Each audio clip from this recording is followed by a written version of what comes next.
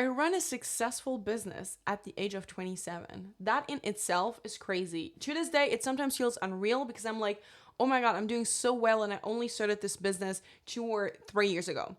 But let me tell you, when I first started, for the longest time, it wasn't doing well at all. I literally had zero results, zero success. I was underpaid as fuck and it was a struggle. So even though I do believe that I was quite fast given my age, the lack of business experience and knowledge I had when I first got started, and the times or the years that I've been doing that, but also I feel like there are some mistakes, especially three major ones, that I wish I just learned sooner or didn't make so that my success would have come earlier. So I'm going to do you a favor and tell you what it is and how you can avoid them and actually make sure that you don't delay your success like I did.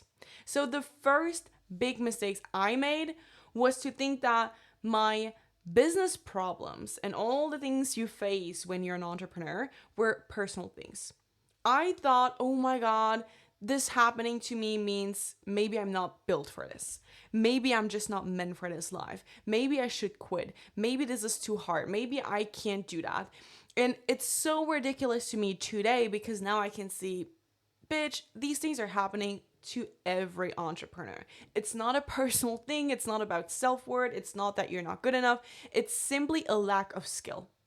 You have to learn certain skills when you become an entrepreneur, especially at the beginning. You have to wear all the hats. You're not used to wearing just one, but you have to wear like 5 or 10, and you just suck at all of them. So that was my mistakes where I got down in these spirals to make it mean so much and really question like my existence and my business and everything I was doing, when really it was just like, okay, where is the solution? How can we move forward? How can I develop the skill that I need to overcome this problem, make sure it doesn't happen again, and then continue and go down the entrepreneurial journey just like everybody else. The second big mistake I made that I wish I knew sooner, because honestly that wasn't an obvious one, was that I kept people in my life that I didn't feel comfortable growing around for way too long. So I intentionally, but also unconsciously, didn't grow because I was so scared of surpassing them. I was scared of making them feel a certain type of way. I was like, oh my God, if I like hit the 10K mark, how's gonna my friend feel? Like, how is my friend gonna feel? Like, what about my family members? They're not gonna understand. Like, they're gonna think I'm so like money focused or money hungry, and they're gonna think I'm arrogant, or they're gonna like distance themselves from me. And I had all these fears of being abandoned and rejected and the old bullshit, right? And it really kept me small for the longest time because I felt so uncomfortable becoming bigger and bigger and bigger and taking up more and more and more space because I didn't want to offend the people I loved. Because even though they never said that, you can sense when some people just don't want you to see, or don't want to see you win. Or they kind of do, but then within their limitations, right? And it was like I got all the support I wanted until I reached a certain level or had a certain win. And then all of a sudden, there are like looks and energy and things that you don't have to verbally say for me to understand. And that made me shrink, and it kept me small, and it kept me wondering. And it was like, oh my God, like if I hit that milestone, I gotta make sure that they hit it too at the same time. Like that was my responsibility. So I really wanted to like stay stuck, obviously not on purpose, but at the same time also on purpose, because I wanted to be accepted and chosen by the ones I loved rather than standing up for myself and just going ham. And the last mistake I made, and that one really pains me too, is I had such a lack of self-belief. I truly was convinced I was doing what everybody else could be doing too, which is insane to me today. But I was like, yeah, I'm a confident person. Like, I'm gonna put myself out there. I'm gonna do it. I already started my business. Like, that in itself was huge. It was like, oh my God, I'm 25. Like, I just started my own freaking business. I just posted my website. Like, this is huge. And it was at the time, right? But I felt like I'm not special. And I always wanted to be super humble. But also, honestly, there's absolutely nothing humble about like playing small. So I felt like, oh my God, one of my biggest fears was always for people to think that I'm arrogant, because I really do not see myself that way. And I was like, I have a big heart. I know I have a very tough love. I'm very direct and all these things. But because I've always been told my entire life that I was being too much, too loud, too whatever, I just wanted to like be digestible for everybody and humble so that they could see that I really had a good heart and that I really was a good human.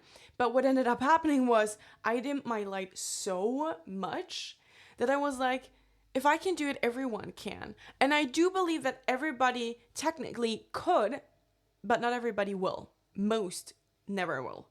And I really had to see like, oh my God, I'm not like your casual average at the time 25-year-old. And actually what I'm doing is big. And how I'm doing it is even bigger, because there are a lot of people who teach in similar ways or who follow like structures and systems. I didn't have that. Everything I built came from me. It came from my mind, from my vision. And I just pulled it together.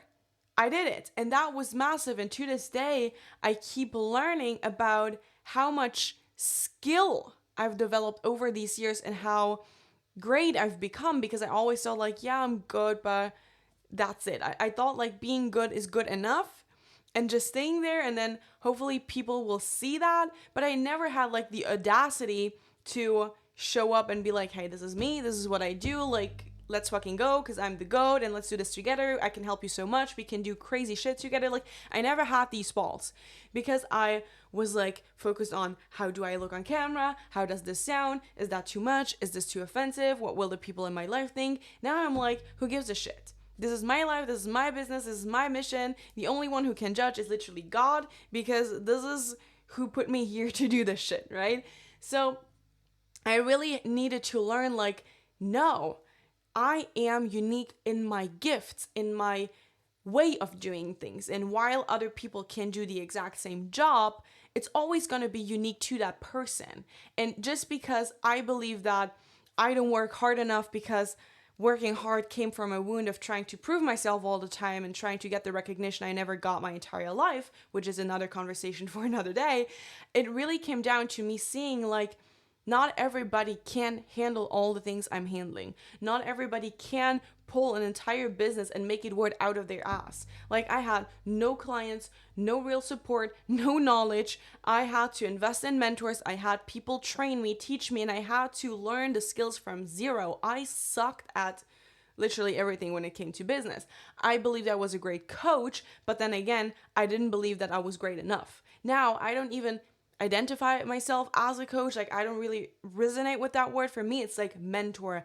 I mentor people and I love that. And I love what I do and how I do it. And so do my clients. That's the reason they work with me specifically.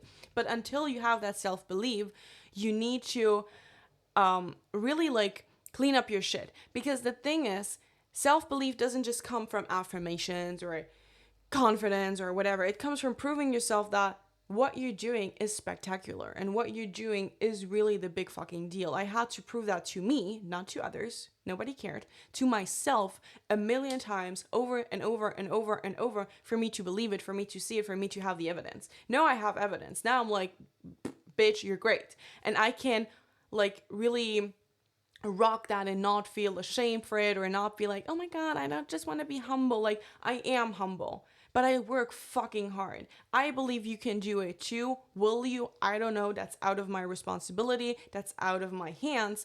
But I can teach you what I do so you can use what you need for your own journey and fucking smash it. That's what I'm passionate about. But I can't teach people that if I'm still insecure about smashing it myself.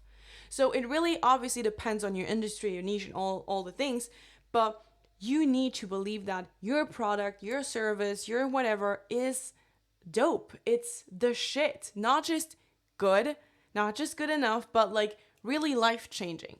Today, I know what I do is life-changing because it literally changed my life, my partner's life, my family's life, but also all of my clients' life. I see testimonials every single day. I get feedback every single day where my clients have crazy results. And so I know it works, and I know it works for everybody if they make it work.